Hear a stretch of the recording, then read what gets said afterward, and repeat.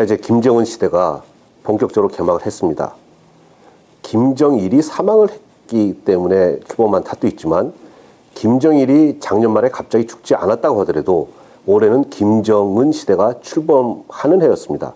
왜냐하면 강성대국을 건설하겠다고 해놓았었는데 그것은 김정일 시대의 일종의 약속이었습니다. 그래서 올해 강성대국을 선포하고 나면은 실질적으로는 김정일이 살아있건 죽었든지 간에 실질적으로는 김정일 시대는 마감이 되고 김정은의 시대가 개막이 되는 것이었습니다. 어쨌거나 이제 김정은 시대가 개막을 했습니다. 많은 사람들이 예상을 하듯이 김정은의 권력 체제는 일단은 안정적으로 보입니다.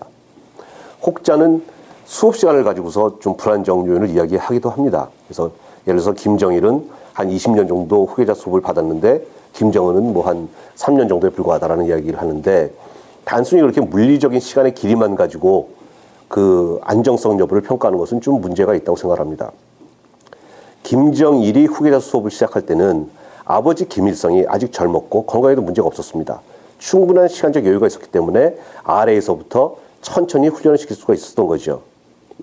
근데 김정은의 경우는 김정일이 한번 쓰러지고 난 다음에 어쩌면은 내 삶이 많이 남았지 않았다라는 그런 전제 하에서 서둘러서 후계자 수업을 시킨 거기 때문에 일종의 압축 수업이라고 할까? 고속 수업을 한 셈이죠. 그렇기 때문에 바로 이제 대장칭호를 부여하고 당 중앙군사위원회 부위원장직을 가지게 하고 했던 거란 말이죠. 그래서 일단 김정은의 체제는 일단 안정적이라고 보여집니다. 또 북한 내부의 상황을 볼 때도 일단은 2월 달에 김정일의 70회 생일, 4월 달에 그 김일성의 100회 생일 행사라고 하는 굉장히 큰 행사가 있기 때문에 일단은 대내 문제에 총력을 기울여야 합니다. 더욱이 김정일이 갑자기 사망을 했고 또 할아버지로부터 이어지는 3대 세습의 정당성이라는 측면에서 본래 계획했던 것보다는 훨씬 더 행사를 성대하고 거창하게 치러야 될 아마 그런 문제에 직면해 있을 겁니다. 따라서 당분간 단기 한 6개월에서 한 1년 정도의 시간을 본다고 한다면은 김정은 체제는 안정적이고 또 북한은 대내 문제에 신경을 쓸 수밖에 없기 때문에 대남 문제나 그 대외 문제에 대해서 이렇게 크게 신경을 쓸 여력이 없는 상황이라고 보아야 할 것입니다. 이 말은 바꿔 말하면은 북한이 스스로 한반도에서 긴장 문제를 일으킨다거나 아니면은 김정은 체제가 획기적인 전환을 해서 대외 문제에 있어서 아주 적극적이고 전향적인 태도를 보일 가능성은 극히 희박하다는 것을 의미합니다. 그럼 이제 문제는 그 다음인데 그럼 이제 어떻게 할 거냐 그 다음에는 김정은 체제는 아마 선택의 순간을 맞이하게 될 겁니다. 그런데 제가 한 가지 희망적으로 보는 것은 새로운 시대의 새로운 지도자는 새로운 슬로건을 필요로 한다는 것입니다. 즉 할아버지는 주체였고 아버지는 선군이었습니다. 그럼 김정은은 이제 무엇을 선택하게 될 것인가? 그것이 바로 김정은 체제의 미래 선택의 이제 상징적 구호가 되는 것이겠죠. 저는 그것은 경제와 관련이 있는 것일 수밖에 없고 개방과 관련이 있는 것일 수밖에 없다고 저는 그렇게 생각을 합니다.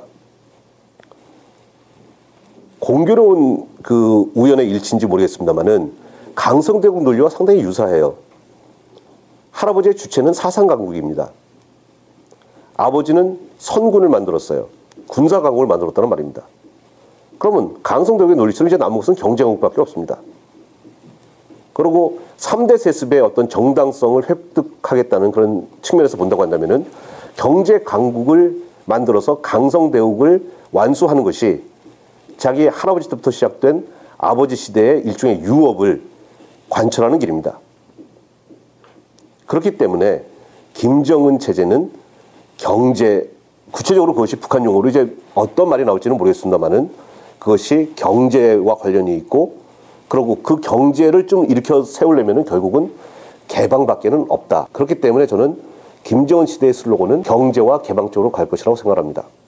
김정은 체제가 이제 경제 또 개방 쪽으로 갈 수밖에 없다고 제가 생각하는 또 하나의 이유는 중국의 요구입니다. 중국은 한반도의 평화와 안정을 원한다고 이야기를 하고 있습니다. 그래서 뭐 북한이 이뻐서가 아니죠.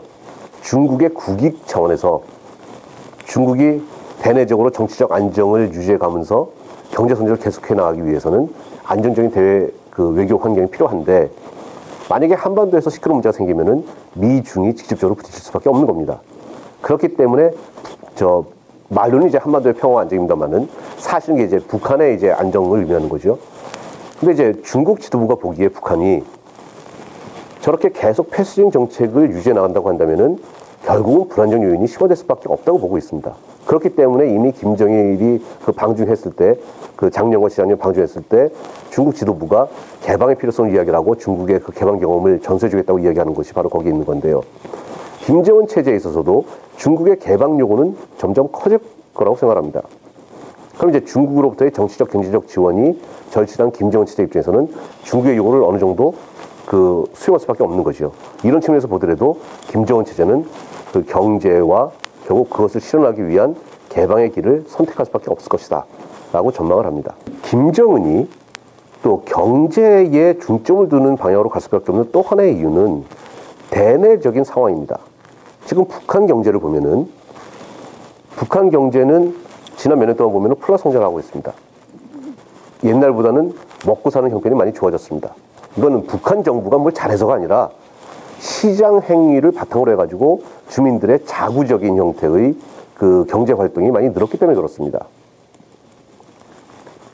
이렇기 때문에 북한 경제의 요즘 특징을 보면은 두 가지로 요약할 수가 있는데 하나는 우리식 표현으로 해서 양극화가 진행되고 있다는 겁니다. 옛날처럼 계획경제 내에서만 생활하고 있는 사람들은 배급도 제대로 나오지 않는 상황에서 훨씬 어려운 삶을 살고 있는 것이고 시장에 참여를 해가지고 시장에서 경제활동을 하는 사람들은 과거보다 훨씬 더 많은 돈을 벌고 있는 것이고 그래서 일종의 그 못 살긴 하더라도 어느 정도 평등적이었던 경제 수준이 이제는 아주 잘 사는 계층과 아주 못 사는 계층으로 양극화되는 현상이 지난 몇 년 동안 심화되고 있습니다. 김정은 체제 입장에서는 사회주의 계획 경제를 계속 유지해 나가기 위해서는 바로 이 양극화 문제를 어떻게 해결해 줘야 할 것인가 이 문제에 직면하게 될 것입니다. 두 번째 또 대내 경제적 문제는 바로 이렇게 시장이 커진다는 이야기는 그만큼 경제활동이 늘어나서 주민들이 먹고 사는 거는 좋아졌지만 다른 말로 말하면은 계획 부분은 그만큼 축소가 된다는 이야기거든요. 그럼 어쨌거나 계획 경제를 한다고 하면서 계획 부분이 축소된다는 것은 이건 또 체제 위협이 되는 거죠. 그래서 김정은 체제의 어떤 경제적 안정성 문제는 바로 이 양극화 문제와 계획 부분의 축소라고 하는 이 두 가지 문제를 어떻게 풀어나갈 것이냐 하는 건데 이걸 푸는 방법은 결국은 돈이 있어야 된다는 겁니다. 일단 두 번째 문제인 계획 부분을 좀 정상화시키려면은 그 자본이 있어야 되는 것이고 양극화 문제를 해소하는 것은 그만큼 다시 그 계획 부분을 정상화시켜가지고 시장 부분을 축소시켜야 되는 거거든요. 그러니까 사실 두 가지가 맞물려 있는 이야기이기 때문에 결국은 자본이 필요하다는 것이고 근데 대내적으로 아직 자본이 없기 때문에 그 자본은 개방을 통해서 들어올 수밖에 없을 것이고 그래서 이 체제의 개혁은 아마 상당히 한참 있다 올 겁니다. 즉 북한의 사회주의 계획경제 시스템 자체를 바꾸는 개혁은 그만큼 위험하고 어려운 작업이기 때문에 아마 상당히 시간이 지나서야 가능하겠습니다만은 일단 기존 체제 내에서 외부 자본을 유치하기 위한 개방이라고 하는 것은 김정은의 그 북한 체제가 아마 굉장히 빠른 시간 내에 선택을 해야 되는 그런 것이라고 저는 생각을 합니다. 이명박 정부 지난 4년 동안의 대북 정책을 평가를 하면은 아주 간단히 말하면 이렇게 말할 수 있을 것 같아요. 원칙은 좋았는데 성과가 없었다. 그건 그렇게 이야기를 하고 나면은 DJ 노무현 정부 때 정책과는 반대가 되는 거죠. DJ 노무현 때 대북 정책은 성과는 있었지만 원칙에는 문제가 있었다라는 걸 이야기가 되는 거죠. 자, 그럼 이제 남은 그 1년의 기간 동안 사실 뭐 1년도 남지 않았지만 이명박 정부의 대북 정책이 무엇을 해야 할 것인가? 만약에 원칙은 그래도 지켰는데 성과에는 문제가 있었다라고 하는 인식을 받아들인다고 한다면은 이제 원칙 부분을 허물 수는 없을 겁니다. 그렇기 때문에 원칙은 지켜놔야 될 겁니다. 이제 무엇을 만약에 하겠다고 생각한다면은 바로 이 문제로 지적되는 성과의 부족 부분을 어떻게 할 것인가의 문제거든요. 근데 지금 상황적으로 볼 때 성과를 만들 만한 우리 내부의 지금 환경도 갖추지 않았고 북한도 마찬가지입니다. 일종의 이중고리가 걸려 있는 거예요. 당장 현안을 보면은 우리 쪽에서는 천안함 연평도 사건이라고 하는 것이 우리의 발목을 잡고 있습니다. 김정은 체제에서는 일단 그 조문 문제를 가지고 이명박 정부하고는 이야기를 하지 않겠다라고 이미 선언을 했습니다. 북한의 입장에서 본다면은 조문 문제가 북한의 발목을 또 스스로 이제 걸어맨 겁니다. 그러니까 현안 문제로 따지면 우리의 천안함 연평도 문제와 북한 당국의 그 조문 문제, 이 두 가지를 서로 어떻게 풀어야 될 것인가 하는 문제가 있는 것이고, 대내 그 환경제 측면에서 본다고 한다면은 이명박 정부는 올해는 참 정치로 운신하기가 어렵습니다. 임기 마지막 해일뿐만 아니라 선거의 해입니다. 획기적인 정책을 내기가 어렵습니다. 더욱이 여당이 굉장히 지금 어려운 상황에 놓여져 있다는 것도 정부의 운신의 폭을 굉장히 제한하고 있습니다. 북한의 입장에서 본다고 한다면은 북한도 지금 올해 적어도 상반기는 그 김정일 70회 생일과 김일성 100회 생일 때문에 뭐 대내 문제 지금 신경 써야지 대남 문제 신경 쓸 여력이 없는 상황입니다. 이렇게 본다면은 이명박 정부가 성과를 위해서 할 수 있는 그 여지도 사실은 거의 없어 보입니다. 하지만 그럼에도 불구하고 그래도 남은 1년 동안에 무엇을 해보겠다고 한다면 결국은 그것은 성과를 내기 위한 밑바탕을 만드는 것일 겁니다. 즉 원칙은 좋았는데 성과가 없어라고 한다면 원칙은 원칙대로 지켜나가고 성과가 없어하는 부분을 어떻게 보완하느냐. 성과를 내려고 억지로 노력할 지금 상황도 아니고 그러기도 어려운 그런 국면이기 때문에 성과를 내기 위한 밑거름을 만들어야 되겠다라는 것입니다.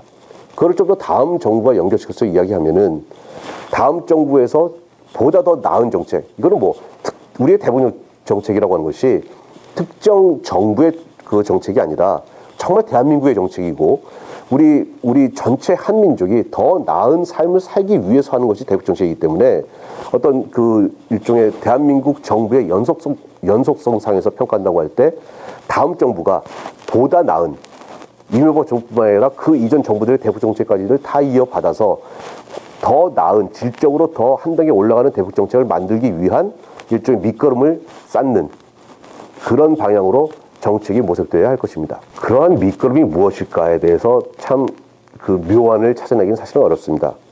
하지만 그냥 원론적으로만 이야기를 한다고 한다면은 일단 천안함 연평도 문제에 대한 우리 정부의 입장, 그리고 또 그것의 일종의 그 실천 조치로 발표됐던 5.24 조치, 이런 것은 이명박 정부 대북 정책의 결과입니다. 물론 북한이 원인을 제공했지만 그거에 어떻게 대응을 할 것인가는 이명박 정부의 선택이었다는 거죠. 그렇다고 한다면은 바로 이 문제는 가능하다면은 이명박 정부 내에서 어떤 식으로건 해결을 해놓는 것이 다음 정부가 훨씬 정책을 사용할 그 선택의 폭이 넓어진다는 측면에서 좋은 것일 겁니다. 그럼 이명박 정부가 이것을 아무런 특별한 계기 없이, 제가 아까 말씀드린 것처럼 근데 이 문제를 풀기는 굉장히 어려운 국면이거든요. 그러면 이 문제를 풀려고 하는 것을 당장 시도하기는 어려울 것이고, 이것을 어떻게 풀어낸다는 그런 좀 인식하에, 그런 목적하에 일단은 우회하는 정책들은 좀 사용할 수 있을 것 같습니다. 예를 들어서 대북 인도적 그 지원을 우리가 다시 재개를 하고 선제적으로 제한을 하는 거죠. 예를 들어서 그 말라리아 같은 것을 이제 봄 되면 이제 미리 준비를 해야 됩니다. 그래서 미리 해야지 효과가 있고 남북 당국이 동시에 방역을 해야지 그게 또 효과가 있습니다. 그리고 이것은 북한만 도와주는 것이 아니라 말라리아 모기가 휴전선을 넘어서 남쪽으로 넘어와서 우리 접경 지역 주민들이 말라리아 때문에 고생을 합니다.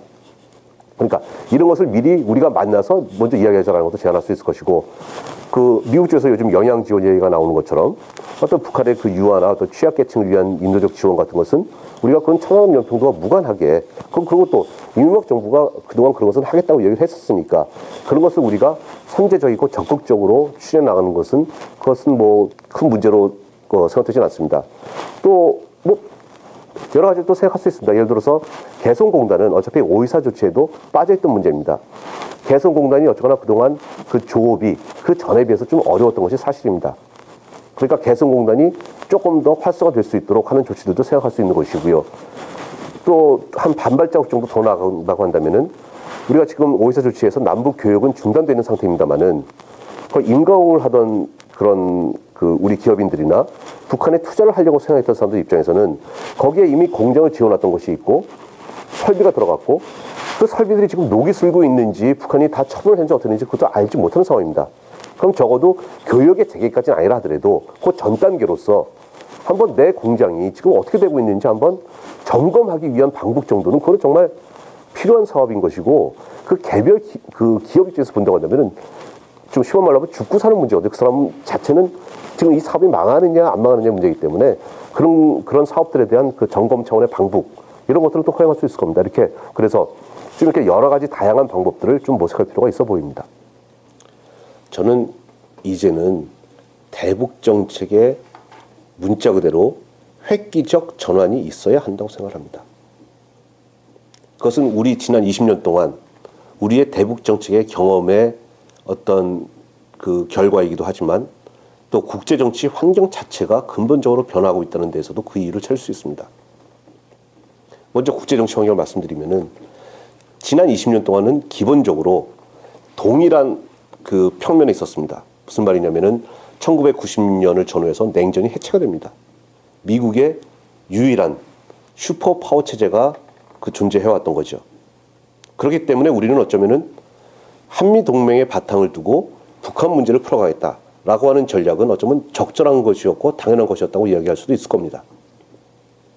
하지만 이제는 지난 20년 동안의 미국 주도의 국제정치 질서가 거의 마감을 하고 이제는 G2 시작이 되었습니다.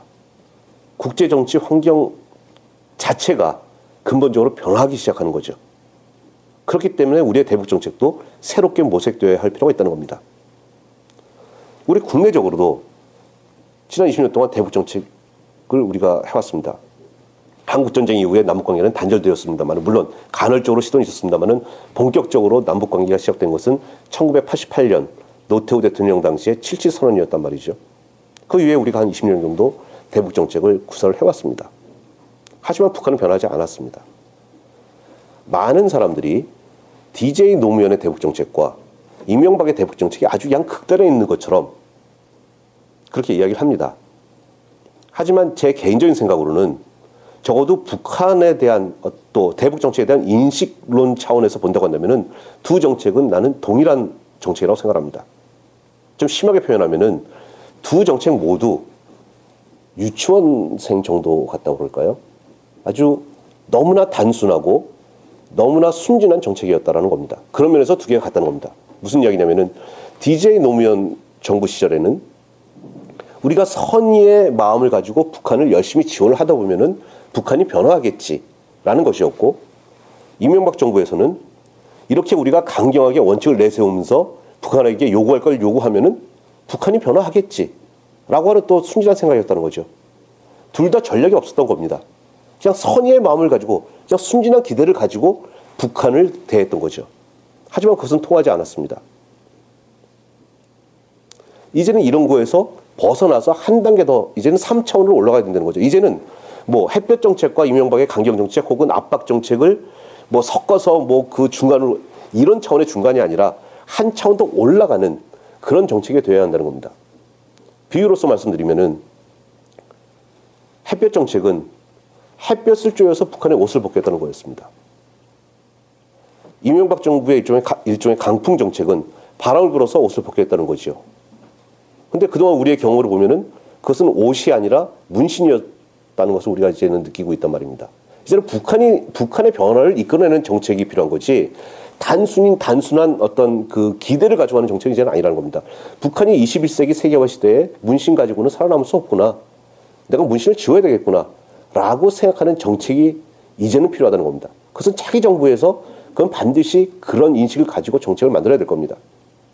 그런데 그것을 북한에 대한 변화 요구만 가지고는 안 될 겁니다. 북한이 문신을 지워야 됐다고 생각을 하도록 하기 위해서는 그렇게 북한이 내가 문신 없이도 살 수 있구나.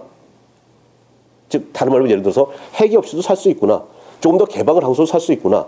남북한 간에 협력을 하면서도 또 국제사회의 정상적인 국가가 되면서도 살아남을 수 있구나. 라고 하는 생각을 가지게 만들어야 된다는 것이고 그러기 위해서는 우리 한국뿐만 아니라 주변의 국제사회가 북한이 그렇게 변화할 수 있는 환경을 만들어줘야 되는 겁니다. 우리는 안 변하면서 북한 보고만 변해라 그러면은 그거 어떻게 변하겠습니까? 더욱이 우리보다 훨씬 더 열 위에 있고 훨씬 어려운 나라가 그래서 늘 위협을 느끼고 있는 북한이 먼저 변화하기는 어렵습니다. 바로 그렇기 때문에 우리가 공진의 시각이 필요하다는 겁니다. 이제는 대북 정책에서 남북이 함께 진화해 나가는 또 남북을 넘어서 남북 그리고 국제사회가 북한의 변화를 위해서 함께 진화하는 그런 공진 혹은 공진화의 그런 생각이 필요합니다. 우리가 뭐 정책적 변화를 통해서 북한의 변화를 이끌어내고 그 변화에 상응하는 우리의 또 변화를 가져오고 이런 공진적인 전략이 차기 한국 정부에서 취해야 될 것입니다. 마지막으로 다른 비관을 들면은 DJ 노무현 정부 때 퍼주겠다고 이명박 정부 때는 안 주게 한 셈이거든요. 그걸로는 답이 없을 겁니다. 결국은 잘 주기에 문제가 있는 거고 어떻게 해야지 잘 줄 것인가에 대해서 차기 정부에서는 심각한 고민이 있어야 될 것입니다.